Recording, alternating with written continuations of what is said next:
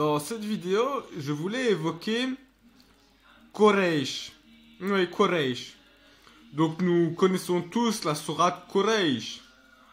لإيلاف قريش إيلافهم رحلة الشتاء والصيف فليعبدوا رب هذا البيت الذي أطعمهم من جوع وآمنهم من خوف.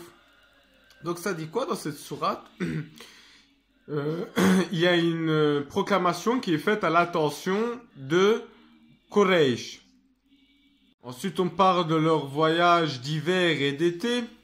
Après au verset 3, un truc intéressant est adorer le Seigneur de cette maison, ok? Qui vous a nourri comme de la faim et qui vous a rassuré dans la peur. Passons au tableau.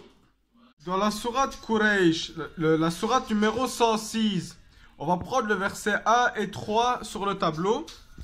Donc voyons voir ce qu'on peut lire.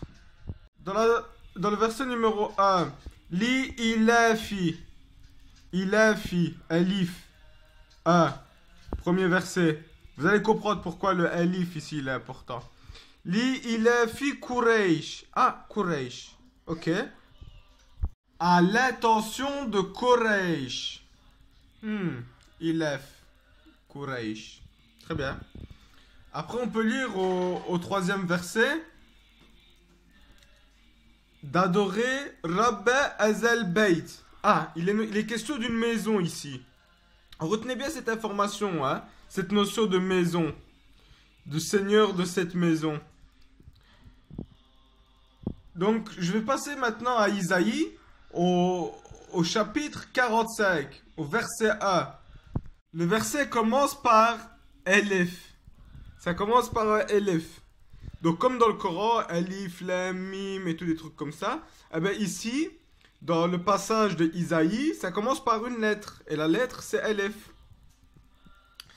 Vous comprenez maintenant pourquoi le Alif là, il a fait Alif, A, Alif, au verset 1 du chapitre 45 de Isaïe. On peut lire quoi? Li mashichu, li Quraysh. À son messie, à Quraysh son messie. Quraysh ici, Quraysh là-bas. Et ici, il est question de Meshich, donc de messie. Donc Quraysh, c'était un messie.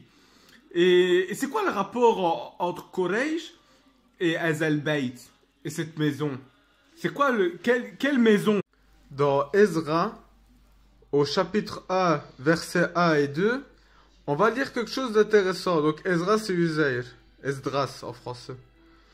Dans le premier verset, Aleph, on va voir qu'il est écrit Li Quraysh Melek Fars. Donc Quraysh, c'était un roi perse.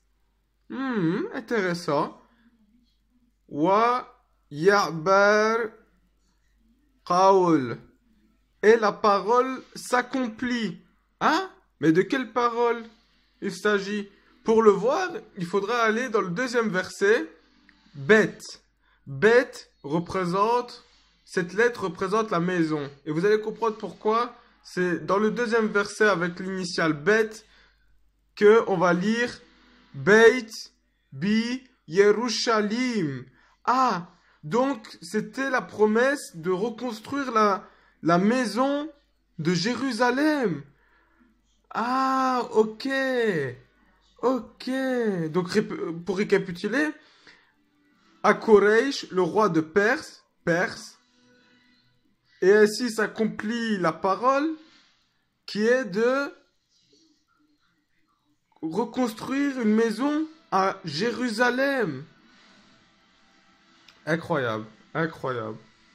C'est super intriguant quand même tout ça. Donc Quraysh serait un roi perse, qui serait un messie, et qui aurait reçu une proclamation de Dieu de reconstruire, d'après une promesse, son temple.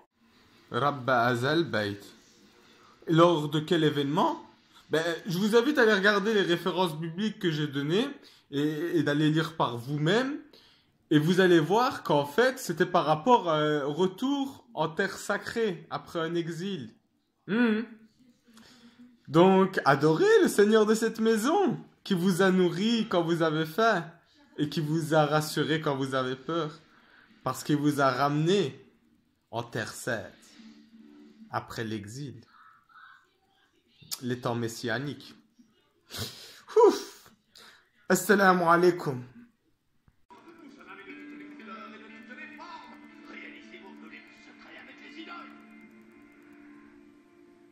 Tiens, je l'avais mise de côté pour toi.